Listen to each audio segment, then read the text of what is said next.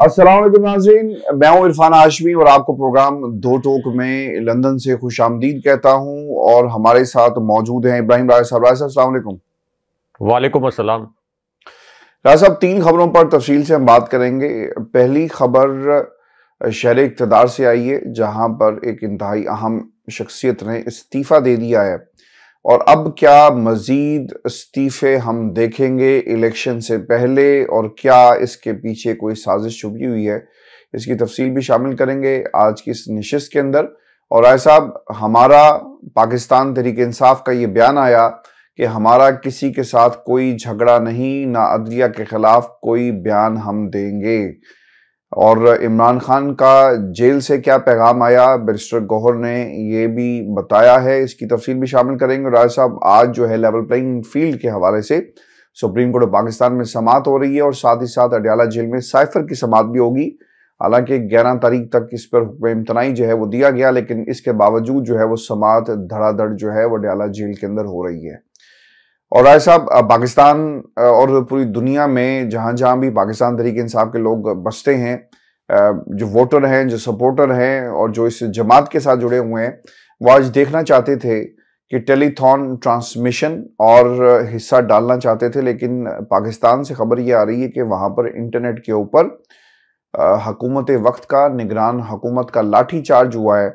और इसका क्या इम्पैक्ट पड़ा है, इसकी तफसील भी शामिल करेंगे आज की इस नशिस्त के अंदर। लेकिन राय साहब, सबसे अहम बात जो बिलावल ने की है, मैं चाहूंगा कि इस पर भी आप रोशनी डालें कि जो लोग सियासत में जनरल ज़िया जिनको लेकर आया, वो हमसे पूछते हैं कि भाई लाहौर क्या करने आए हो। राय साहब, खान साहब का पैगाम जेल से आ गया है और इस पैगाम के अंदर एक तो बयान और स्टेटमेंट कौन जारी करेगा इसका तयन किया गया है। और बैरिस्टर गौहर ने जो गुफ्तगू की वो ये कहते हैं कि पीटीआई का किसी के साथ कोई झगड़ा नहीं है, तमाम इदारों का एहतराम करते हैं। पीटीआई ने अदलिया के खिलाफ कोई बयान जो है वो नहीं दिया। सुप्रीम कोर्ट का जो फैसला होगा मंजूर होगा। सुप्रीम कोर्ट कह चुकी कि इंतखाबात का 8 फरवरी को इनेकाद पत्थर पर लकीर है। 14 सेनेटर्स की मौजूदगी में इंतखाबात मुलतवी करने की करारदाद की कोई कानूनी हैसियत नहीं है। बानी पीटीआई के गैर मुल्की जरीदे में शाया आर्टिकल से मुतल्लिक बातचीत करते हुए उन्होंने ये भी कहा कि आर्टिकल शाया करना बड़ी बात नहीं, कोई भी करा सकता है, उन्हें तो सादा कागज ले जाने की भी इजाजत नहीं दी गई। तहरीक इंसाफ के रहनुमा रऊफ हसन साहब भी ये कहते हैं कि बैरिस्टर गौहर की प्रेस कॉन्फ्रेंस एक दिन ताखीर से हुई। बैरिस्टर गौहर ने जेल में पीटीआई के बानी इमरान खान से मुलाकात करके तफसीलात हासिल की और अब बानी पीटीआई के पार्टी कारकुनान के लिए पैगाम से बैरिस्टर गौहर के जरिए पहुंचाए जाएंगे। इसके अलावा किसी का कोई पैगाम जो है वो नहीं कबूल किया जाएगा। राय साहब, इसका बैकग्राउंडर भी है क्योंकि शेर अफजल मरवत साहब ने काजी फायज ईसा के हवाले से कुछ बातें कही और उन पर अदम एतमाद का इजहार किया था, जिस पर पीटीआई का एक बयान भी आया कि ये पीटीआई का बयान नहीं है, बल्कि ये उन्होंने अपनी ज़ाती हैसियत में ये बयान जो है वो दिया है। राय साहब, अब लेवल प्लेइंग फील्ड मिलेगी या नहीं मिलेगी, समाअत होने जा रही है और बैरिस्टर गौहर ने अदलिया पर एतमाद का इजहार कर दिया है। पाकिस्तान की अवाम को भी राय साहब एतमाद का इजहार करना चाहिए इस अदलिया के ऊपर, क्योंकि काजी साहब के सामने या काजी साहब की अगर आप पिछली जितनी भी समातें हैं उसका अगर हाल अहवाल आप देखें तो आपको पता चलेगा कि पाकिस्तान तहरीक इंसाफ के साथ होने वाली ज्यादतियों का सिर्फ कोई शिकायत कटाने जाता है ना, तो उस हवाले से भी उसको देखना और सुनना गवारा जो है वो नहीं किया गया। इसकी एक मिसाल ये है कि खोसा साहब ने एक सीडी रखी तो उन्होंने सीडी को छोड़कर उनके नाम के साथ सरदार जो लगा हुआ था इसके ऊपर बात शुरू कर दी। तो ऐसे हालात में अहलिया की गुफ्तगू तो हो सकती है कि वो क्या कहती हैं, क्या सोचती हैं, लेकिन ऐसा आपको क्या लगता है कि रिलीफ मिलेगा लेवल प्लेइंग फील्ड का? और गौर साहब कह रहे हैं कि जी हम तस्लीम करेंगे इस फैसले को। देखिए आशफी साहब, पहले दो दिलचस्प खबरें और कुछ दिलचस्प आदादो शुमार। पाकिस्तान के अंदर इस वक्त अमली तौर पर कर्फ्यू और सिविल मार्शल लॉ नाफिज किया गया और इस सिविल मार्शल लॉ और अमली कर्फ्यू के मुतल्लिक अब आलमी मीडिया भी गवाही दे रहा है। आलमी मीडिया पर भी इस कर्फ्यू और सिविल मार्शल लॉ के मुतल्लिक हेडलाइंस बनी है और ये हेडलाइंस इसलिए बनी है कि पाकिस्तान के अंदर पीटीआई की जो टेलीथॉन है, जो फंड रेजिंग के लिए थी, जिसके मुतल्लिक शायद पूरे पाकिस्तान को ना पता हो, शायद आलमी मीडिया को इससे पहले ना पता हो, लेकिन इमरान खान साहब जिनको जेल में कैद किया गया, जिनको सजाए मौत या उम्र कैद का सामना है एक साजिश के तहत, उसके बावजूद इतना खौफ कि पीटीआई की जो ऑनलाइन टेलीथॉन थी, इस दौरान पाकिस्तान के अंदर पूरे सोशल मीडिया को बंद कर दिया गया। पाकिस्तान के अंदर यूट्यूब, फेसबुक, ट्विटर, टिकटॉक, हर सोशल मीडिया ऐप को मुकम्मल तौर पर बंद कर दिया गया।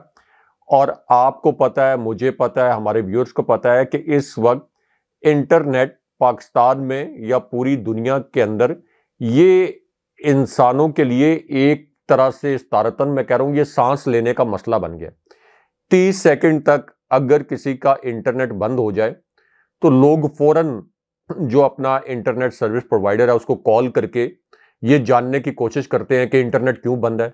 आपको लगता है कि आपका बहुत अहम मैसेज या आपके किसी प्यारे ने आपको कोई मैसेज करना है, कोई आपकी खैरियत जाननी है, तो आपको लगता है कि आप पूरी दुनिया से कट गए। तो जब ये इंटरनेट बंद हुआ और जिस वक्त हम ये प्रोग्राम पीर की सुबह और जब हम ये प्रोग्राम कर रहे हैं, तो इस वक्त तक भी ये इंटरनेट मुकम्मल तौर पर बहाल नहीं हुआ। तो पाकिस्तान के अंदर बच्चे को पता चल गया, क्योंकि 4G, 5G, 3G तो अब हर मोबाइल के अंदर है।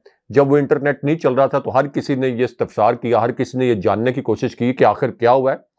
और पता चल गया सबको कि अच्छा, पीटीआई की टेलीथॉन थी फंड रेजिंग के लिए, और उसका इतना खौफ था कि ये इन्होंने बंद कर दिया पूरा सोशल मीडिया। और रियासत के चेहरे पर एक और कालक मली गई इस कठपुतली हुकूमत के, क्योंकि इंटरनेशनली जब भी आपकी ये यूट्यूब, ट्विटर, फेसबुक और इंटरनेशनल ऐप्स बंद होती हैं तो इंटरनेशनल हेडलाइंस बनती है।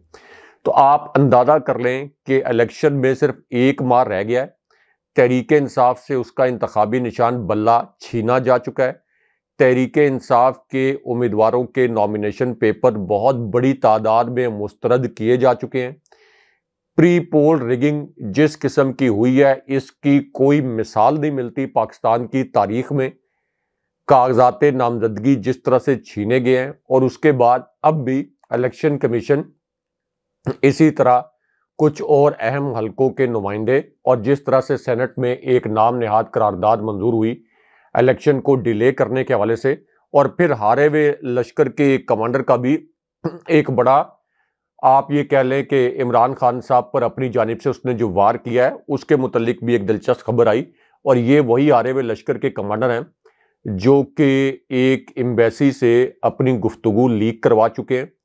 और विकी लीक्स में इनकी ये गुफ्तगू लीक हुई थी कि ये अमरीकी सफारत खाने में जाकर अमरीकी सफ़ीर से ये दरख्वास्त कर रहे थे कि मुझे किसी तरीके से प्राइम मिनिस्टर बना दें, और मैं अपने मुल्क के मफादात का नहीं, आपके मुल्क के मफादात का तहफ़्फ़ुज़ करूँगा। यानी फजलुर रहमान, जिनकी 2018 के इलेक्शन में वो अपनी नशिस्त भी जीत नहीं सके थे, अब उनका भी एक स्टेटमेंट आ गया कि इलेक्शन जो है वो हर सूरत में डिले होना चाहिए, उसको मुलतवी करना चाहिए।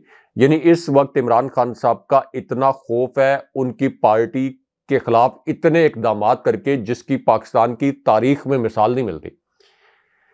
तो इस वक्त अडियाला जेल के इस कैदी के खौफ की वजह से पाकिस्तान में सोशल मीडिया पर यह क्रैकडाउन किया गया। लेकिन उसके बावजूद जो इनिशियल 1 घंटे का फिगर था हाशमी साहब, क्योंकि ज़ाहिर है कि जब आपकी कनेक्टिविटी नहीं है तो लोग किस तरह से कनेक्ट करके, होस्ट के साथ कनेक्ट करके प्लेजेस करेंगे कि मैं इतनी फंड्स देना चाहता हूँ, मैं इतना फंड कंट्रीब्यूट करना चाहता हूँ। लेकिन पहले 1 घंटे के दौरान 10 करोड़ रुपए से जायद जमा हो गए हाशमी साहब। जब कनेक्टिविटी ज़ीरो थी, होस्ट जो हैं वो ओवरसीज पाकिस्तानियों के साथ, और पाकिस्तान में जो लोग हैं वो होस्ट के साथ कनेक्ट नहीं हो पा रहे थे, तो उसके बावजूद 10 करोड़ रुपए पहले घंटे में कनेक्ट इकट्ठे हो गए। तो आप कितने अरसे तक ये बंद रखेंगे, ये सोशल मीडिया ऐप्स को कितने अरसे तक बंद रखेंगे, कितने अरसे तक पाकिस्तान की मजीद जग हसाई करवाएंगे, कितने अरसे तक इस नाकाम रियासत के मुतल्लिक पूरी दुनिया को ढोल पीट पीट कर बजाएंगे कि हम ऐसी नाकाम रियासत हैं कि हम इस तरह की बेवकूफ़ियां कर रहे हैं कि हमें सोशल मीडिया पर क्रैकडाउन किया जा रहा है, हम कर रहे हैं। अच्छा, अब इसमें अगर ये ज़ाहिर है कि टेलीथॉन कंप्लीट नहीं हो सकी, या आप ये कह लें कि उसके बावजूद इसने अपने टारगेट्स तो अचीव किए, लेकिन लोग तो करेंगे फंड रेजिंग पीटीआई के लिए, क्योंकि पीटीआई का जो सपोर्टर है और पीटीआई के सपोर्टर के अलावा आम आवाम, उनको भी पता है कि अगर उन्होंने अपनी नस्लों का मुस्तकबिल बचाना है तो उनको शरीफ खानदान को किसी सूरत या जरदारी खानदान को किसी सूरत पाकिस्तान पर दोबारा मुसल्लत नहीं होने देना। तो इस वजह से ये फंड रेजिंग आप टेलीथॉन रोक कर नहीं रोक सकते। ये अगेन मैं कह रहा हूं कि गैंग्स ऑफ वासेपुर का जो एक डायलॉग है कि तुमसे ना हो पावेगा, तो ये कठपुतली हुकूमत और शरीफ खानदान और इलेक्शन कमीशन और ये जो अदालती निज़ाम शरीफ खानदान का सहूलतकार बना हुआ है, ये इनसे नहीं होगा। इमरान खान साहब का बयानिया और इमरान खान साहब की मकबूलियत को ये कंट्रोल नहीं कर सकते। अब आ जाए सुप्रीम कोर्ट की तरफ कि लेवल प्लेइंग फील्ड क्या इमरान खान साहब और तहरीक इंसाफ को मिलेगा या नहीं मिलेगा, और क्या शेर अफजल मरवत ने जस्टिस फायद ईसा साहब पर अदम एतमाद का इजहार करके ठीक किया या गलत किया। हाशमी साहब, एक जो कप्तान होता है वो अपने खिलाड़ियों को मुख्तलिफ पोजीशंस पर खिलाता है। कोई खिलाड़ी ऐसे होते हैं जिनको अचानक आप वन डाउन भेजते हैं और वो चौके छक्के मारते हैं और आपका जो एवरेज रन रेट है उसको फौरी तौर पर इंप्रूव करते हैं। तो इस तरह के भी आपके पास खिलाड़ी होते हैं। फिर इस तरह के भी खिलाड़ी होते हैं जो विकेट को कैरी करें और जो एक एंड संभाल के रखें और सुकून के साथ खेलें। तो इमरान खान साहब की टीम में ऐसे खिलाड़ी भी मौजूद हैं। शेर अफजल मरवत ने जो पैगाम दिया जस्टिस फायद ईसा के मुतल्लिक वो 100% दुरुस्त था। अमूमन ऐसे ही होता है कि इस तरह के बयानात आ जाते हैं और उसके बाद पार्टी, ज़ाहिर है कि पार्टी एक बहुत बड़ा प्लेटफॉर्म है और पीटीआई के केसेस जस्टिस फायद ईसा साहब की सुप्रीम कोर्ट में लगे हुए हैं। जस्टिस फायद ईसा साहब बार बार पीटीआई को अपने तासुब का शिकार बना चुके हैं। तो इसलिए पीटीआई ने यह मुनासिब समझा कि चलें हम ये कहें कि हमें किसी से शिकायत नहीं है या लड़ाई नहीं है, ताकि एक मौका दिया जाए, एक फेयर चांस मिले अगेन जो पीटीआई की लेवल प्लेइंग फील्ड के मुतल्लिक पिटीशन है, और देखें कि जस्टिस फायद ईसा साहब कम से कम इस मौके पर जो शायद नाकाबिले तरदीद शायद मौजूद है, यानी जैसे उमर डार को अगवा किया गया, जैसे नॉमिनेशन पेपर्स छीने गए, जैसे पीटीआई को अब तक कैंपेन नहीं करने दी जा रही, जैसे पीटीआई के उम्मीदवार जिनके नॉमिनेशन पेपर मंजूर भी हो गए हैं उनके घरों पर अब भी छापे मारे जा रहे हैं। तो ये सारे वीडियो एविडेंसेस मौजूद हैं। तो एक मरतबा टेस्ट केस के तौर पर जस्टिस फायद ईसा साहब को टेस्ट कर लिया जाए कि लेवल प्लेइंग फील्ड की जो दरखास्त है इस पर वो किस किस्म की जो हियरिंग होनी है, इसमें किस किस्म का फैसला आता है। और 1 महीने से भी कम वक्त रह गया है इलेक्शन में। जस्टिस फायद ईसा साहब ने फरमाया कि इंसाफ होता हुआ नजर आना चाहिए। तो क्या इंसाफ होता हुआ नजर आ रहा है कि पाकिस्तान की सबसे बड़ी पार्टी इलेक्शन में सिर्फ 1 माह रह गया और उसको मुकम्मल तौर पर एक साइड लाइन नहीं किया गया, बल्कि उसको मुकम्मल तौर पर क्रश करने के लिए पूरे रियासती वसाइल इस्तेमाल किए जा रहे हैं। पूरा आपका पुलिस का निज़ाम, रियासती निज़ाम, DCs, ACs, commissioner, chief commissioner, आपके इलेक्शन कमीशन के अरकान, आपके चीफ इलेक्शन कमिश्नर, आपकी मातहत अदलिया, पूरा निज़ाम जो है वो एक पार्टी को जो वफाक की पार्टी है, सबसे मकबूल पार्टी है, उसको क्रश करने पर लगा हुआ है। तो इसलिए एतजाज अहसन साहब को मैं सुन रहा था, कुछ कानूनी माहिरीन को सुन रहा था, उनका ये कहना था कि ये जो पिटीशन है लेवल प्लेइंग फील्ड पर, इस पर तो पहली समाअत के पहले 10 मिनट के अंदर चीफ इलेक्शन कमिश्नर को तलब करना चाहिए और उनसे ये पूछना चाहिए कि ये जो इकदामात हो रहे हैं पीटीआई के खिलाफ, इनका तदारुक करने के लिए आपने क्या जवाबी इकदामात किए हैं? क्यों नहीं पीटीआई को लेवल प्लेइंग फील्ड मिल रहा? डीसीज को, एसीज को, चीफ कमिश्नर्स को, ये नॉमिनेशन पेपर छीनने वालों को, आरओस को, बाकी कानून नाफिज करने वाले इदारों के नुमाइंदों को, इन सब को बुलाना चाहिए और बहुत से लोगों पर तौहीन अदालत लगनी चाहिए। राज साहब, एक इस्तीफा आ गया है और इससे पहले भी हमने इसी इदारे के सरबराह के इस्तीफे के हवाले से बात की थी, लेकिन इदारे के सरबराह का इस्तीफा तो नहीं आया, वो भी आ जाएगा, इस तरह की बात हो रही है। लेकिन पता ये चला है कि secretary election commission of Pakistan ने इस्तीफा राय साहब जो है वो दे दिया है। जरा ये बताते हैं कि सेक्रेटरी उमर हमीद ने नासाजी तबीयत के बायस अपने ओहदे से इस्तीफा दिया और chief election commissioner Sikandar Sultan Raja ने ताहाल सेक्रेटरी इलेक्शन कमीशन का इस्तीफा मंजूर नहीं किया और इलेक्शन कमीशन उमर वहीद की 2 साला मुद्दत मुलाजमत गुज़श्ता बरस जुलाई में ख़त्म हुई। ताहम चीफ इलेक्शन कमिश्नर ने उनकी मुद्दत मुलाजमत में 1 साल की तौसीह की थी। इस हवाले से तर्जुमान इलेक्शन कमीशन ये कहते हैं कि secretary election commission Umar Hamid एक ज़हीन और मेहनती अफसर हैं। उमर हमीद बहुत अच्छे तरीके से काम कर रहे हैं। उमर हमीद की तबीयत कुछ दिनों से ख़राब थी। उमर हमीद इस वक्त मेडिकल रेस्ट पर हैं और उमर हमीद की सेहत ने इजाज़त दी तो वो जल्द अपने फ़राइज़ सर अंजाम देंगे और इलेक्शन कमीशन मुकम्मल तौर पर फ़ाल है। इलेक्शन कमीशन के किसी काम में रुकावटें रखना नहीं है। तातीलात के दिनों में भी इलेक्शन कमीशन के दफ्तर जो है वो काम करता रहा। राय साहब, ये बात जो है वो इलेक्शन कमीशन के हवाले से तो कही जा रही है, लेकिन राय साहब कुछ लोग ये बताते हैं कि असल में ये माजरा नहीं है, बल्कि एक लड़ाई हुई है और इस लड़ाई का बाकायदा तौर पर कुछ हलकों ने इसको रिपोर्ट भी किया और बताया जाता है कि इलेक्शन कमीशन के साथ इनके मामला ठीक नहीं थे और काफ़ी बहस भी हुई और जो सियासत इस वक्त इलेक्शन कमीशन ऑफ पाकिस्तान के दफ्तर में जो है वो चल रही है। राय साहब, सिकंदर सुल्तान ने सेक्रेटरी इलेक्शन कमीशन का जो इस्तीफ़ा है वो मंजूर तो नहीं किया क्योंकि उन्होंने ज़ुबानी जो है ये इस्तीफ़ा दिया। अब सुनने में ये आ रहा है कि उनको मनाने की कोशिश की जा रही है और मना पाएंगे या नहीं मना पाएंगे ये एक अलग मामला है। बताया जाता है कि सेक्रेटरी इलेक्शन कमीशन और चीफ इलेक्शन कमिश्नर की गुज़श्ता दिनों एक मीटिंग में इंतज़ामी मामलात पर तल्खी हुई। एक मीटिंग में वो ताख़ीर से आए तो इसके बाद मीटिंग के दौरान ही कुछ इंतज़ामी मामलात यानी वोटर लिस्ट, आरओज़ के मामले और इलेक्शन ट्राइब्यूनल से आरओज़ की बेइज्जती और इलेक्शन कमीशन की सरगर्मियों पर तल्ख कलामी हुई, जिस वजह से secretary election commission Umar Hamid ने ये इस्तीफ़ा जो है वो दे दिया है। अब देखना ये है कि ये इस्तीफ़े के बाद किस किस को वो रिटेन करते हैं या नहीं करते। राय साहब, ये जो मैंने बात की ना कि एक दफ्तर इलेक्शन कमीशन का सियासी सरगर्मियों का मरकज़ बना हुआ है, उसकी एक बड़ी वजह ये है राय साहब कि चीफ इलेक्शन कमिश्नर ने अपनी मर्जी से रिटायर्ड होने वाले सेक्रेटरी लेवल के अफसरान को रिटेन किया है। अब वो सरकार के नहीं बल्कि चीफ इलेक्शन कमिश्नर के गुलाम बन चुके हैं। अपनी मर्जी से इलेक्शन कमीशन में कोई काम नहीं हो रहा, ये भी ज़राए बताते हैं। इसीलिए इलेक्शन कमिश्नर दफ्तर में ये इस किस्म की खबरें हमें सुनने को मिल रही हैं और ये कॉन्टीन्यूटी हमें नजर आएगी।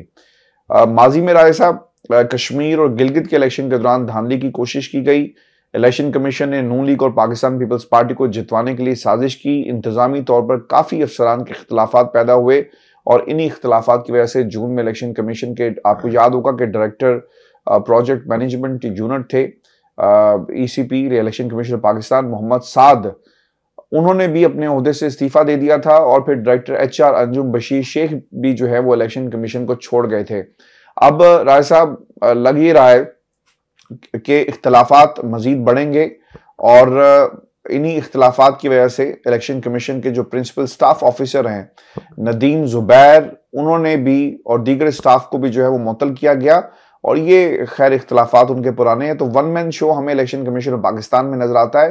राय साहब, मुझे ऐसा लगता है कि इलेक्शन को सबोताज करने के लिए ये एक इब्तिदा हो चुकी है और मुझे ये भी लगता है कि इलेक्शन यानी जिस इदारे ने इलेक्शन को चलाना है या इलेक्शन करवाने हैं पाकिस्तान के अंदर, जब वही माजूल हो जाएगा, वहां पर लोग मौजूद नहीं होंगे, तो फिर शायद इलेक्शन होना नामुमकिन हो जाए। और इसी बुनियाद के ऊपर जो मेरी इतलात है राय साहब, शायद इलेक्शन कमिश्नर को भी इस्तीफे का कहा जाए अगर किसी ने प्लान कर लिया है कि हमने पाकिस्तान के अंदर इंतखाबात जो हैं वो नहीं होने देने। राय साहब, योर टेक ऑन दिस, क्योंकि वाकई ही क्या सर्दी इस्लामाबाद में ज़्यादा हो गई है जो उनकी तबीयत ख़राब हो गई, या फिर तबीयत ख़राब अब उनका तबीयत का ख़राब होना बनता था और यही एक रास्ता बचा था? देखिए आशमीर साहब, इसके अंदर दो दिलचस्प खबरें।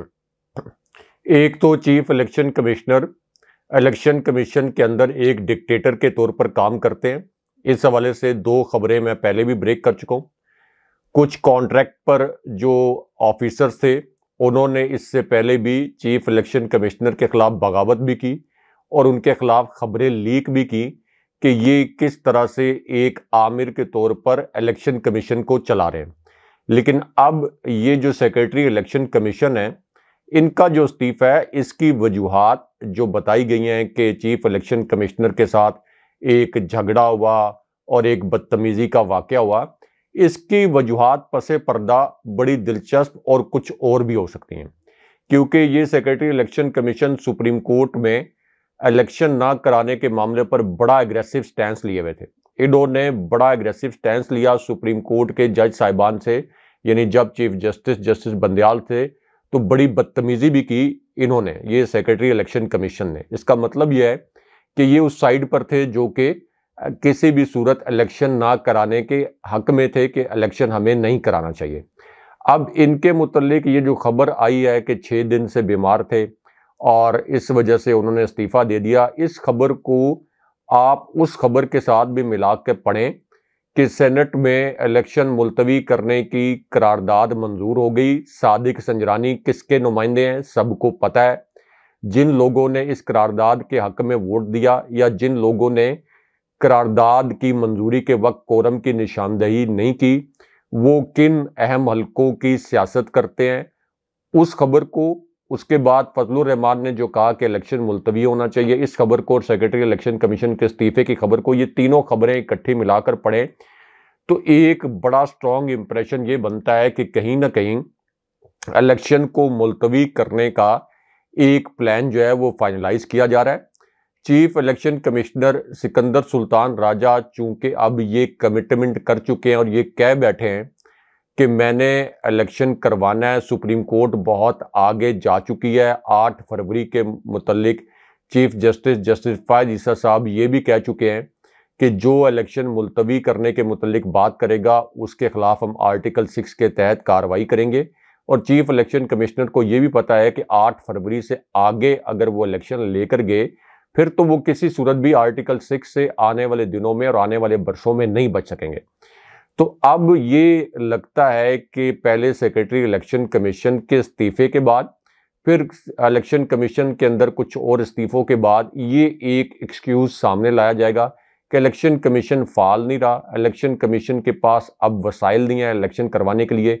और फिर सुप्रीम कोर्ट में ये एक्सक्यूज दिया जाएगा कि देखें चूंकि इलेक्शन कमीशन की अपनी मशीनरी जो है, एक इंतज़ामी मशीनरी, वो मुकम्मल नहीं है, इस वजह से ये इलेक्शन 8 फरवरी को नहीं हो सकता। लेकिन इसके अंदर जो दूसरा ट्विस्ट है वो ये है कि जस्टिस फायद ईसा साहब अपने फैसले से पीछे कैसे हटेंगे, क्योंकि जस्टिस फायद ईसा साहब के साथ एक बहुत बड़ा प्रैंक हो गया, बड़ा मजे का प्रैंक हो गया। ये जब पीटीआई के एक रहनुमा ने ये पटिशन दायर की लाहौर हाई कोर्ट में कि डीसीज के जरिए इलेक्शन ना करवाया जाए, चीफ कमिश्नर्स के जरिए ना करवाया जाए, क्योंकि ये तो बराह रास्त धांधली में मुलविस होंगे, तो जस्टिस फायद ईसा साहब ने सिर्फ इस तासुब की वजह से कि ये पीटीआई के रहनुमा की वजह से ये पटिशन आई है, तो उन्होंने फौरन इस काज को नोटिस लिया। लाहौर हाई कोर्ट ने कहा कि ठीक है, डीसीज के जरिए और एसीज के जरिए ये इलेक्शन नहीं होना चाहिए। लेकिन जस्टिस फायद ईसा साहब के साथ प्रैंक ये हुआ कि उन्होंने ये समझा कि ये पीटीआई के हक में फैसला आ गया, उन्होंने इस काज को नोटिस लिया और उसके बाद उन्होंने कहा कि नहीं, ये जो इलेक्शन होगा ये इन्हीं डीसीज के जरिए होगा, एसीज के जरिए होगा और 8 फरवरी को हर सूरत में होगा। और उन्होंने ये इंप्रेशन बना दिया कि जैसे तहरीक इंसाफ इलेक्शन को डिले करना चाहती है, शरीफ खानदान ने भी ये इलेक्शन के मुतल्लिक ये बयानिया बनाया कि इमरान खान साहब तो इस पटिशन के जरिए इलेक्शन डिले करवाना चाहते थे। अब उस पर जस्टिस फायद ईसा को चारों नाचार ये फैसला देना पड़ गया कि 8 फरवरी को हर सूरत में इलेक्शन होगा। तो पीटीआई के लिए ये एक विन विन सिचुएशन बन गई। अगरचे प्री पोल रिगिंग एसीज के जरिए, डीसीज के जरिए करवाई जा रही है, लेकिन चलें 8 फरवरी की तारीख तय हो गई।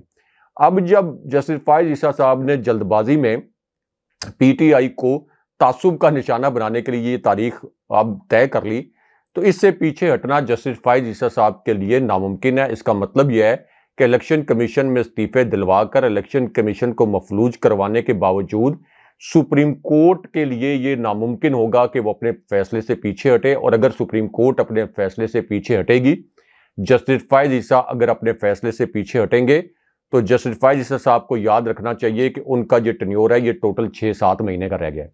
उसके बाद उनको किन अल्फाज में याद रखा जाएगा, किस तरह से उनके दौर को याद रखा जाएगा, ये आप कह लें कि आने वाले जजेस के लिए एक तरह से इबरत का निशान होगा और एक सबक आमूज वाकया होगा कि जस्टिस फायज ईसा साहब के दौर में किस तरह की आइन शिकनियां हुई और फिर तारीख ने उनको किस तरह से याद रखा। तो इसलिए ये प्लान तो बन रहा है इलेक्शन मुलतवी करने का, लेकिन इसके अंदर आखिरी जो रुकावट होगी वो सुप्रीम कोर्ट होगी। जस्टिस फायज ईसा साहब क्या इसके सामने खड़े होंगे या नहीं खड़े होंगे? अगर नहीं खड़े होंगे तो जाहिर है कि सबको पता है कि फायज ईसा साहब ने पिछले 3 महीने के अंदर भी एक भी मेरिट के ऊपर आइन शिकनियों का नोटिस नहीं लिया। अगर इस आइन शिकनी का भी नोटिस नहीं लेंगे तो फिर तारीख जाने और जस्टिस फायज ईसा साहब जाने, लेकिन 8 फरवरी को इलेक्शन करवाने के फैसले से पीछे हटना सुप्रीम कोर्ट की तारीख में सबसे एक एम्बैरेसिंग सिचुएशन होगी। अच्छा राय साहब, बिलावल को सुकून नहीं है या बिलावल ये समझते हैं कि यही तरीका है अपने माजी करीब के दोस्तों को दुश्मन बनाकर पेश किया जाए और इसी तरह उनका सियासत के अंदर निजात का रास्ता उनको मिल पाएगा? ये निजात का लफ्ज मैंने इसलिए इस्तेमाल किया राय साहब, ये कोशिश कर रहे हैं, लाहौर से भी इन्होंने अपनी एक कोशिश कहें या जिद कहें या सियासी मूव कहें कि जिस हलके में इलेक्शन लड़ रहे हैं वहां पर अता तारड़ साहब इनके मुकाबले में है। पहले अली परवेज मलिक साहब जो हैं, परवेज मलिक के बेटे, उनके बारे में कहा जा रहा था कि वो इंतखाब लड़ेंगे, लेकिन उनको कहा गया है कि शायद कोई तर्जुमान बना दिया जाएगा या शायद उन्हें मुशीर बना दिया जाए, और ऑब्वियसली यहाँ पर मुशीरों के दर्जे जो हैं वो वजीर मुमलिकत के होते हैं, तो वो नहीं लड़े, लेकिन अता तारड़ अब इनके मुकाबले में आ रहे हैं। राय साहब, हुआ ये कि NA 127 में वर्कर्स कन्वेंशन से वो खिताब कर रहे हैं और इन्होंने वहाँ पर, जो मेरी अंडरस्टैंडिंग है, क्योंकि मैं इस हलके को बहुत अच्छी तरह जानता भी हूँ, यहाँ के इलाके को भी बहुत अच्छी तरह जानता हूँ, तो राय साहब तकरीबन कोई 50,000 के करीब क्रिश्चियन वोट है और 50,000 क्रिश्चियन वोट हासिल करने के लिए बिलावल जरदारी साहब जो है वो पुरुमीद हैं।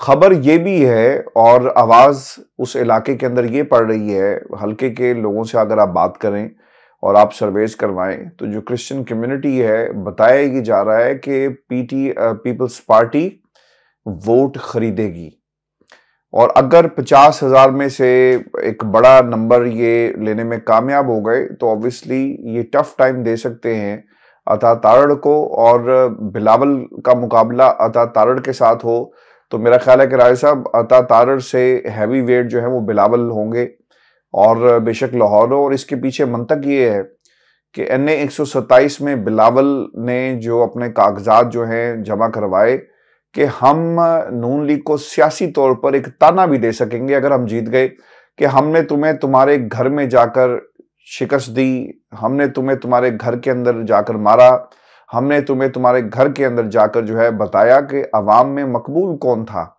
अगर हम पूरे पंजाब में भी अपने लोगों को खड़ा करते तो शायद यही नतीजा निकलना था। बिलावल के पास इसके अलावा कोई दूसरा मंतक जो है, सियासी मंतक मौजूद नहीं है।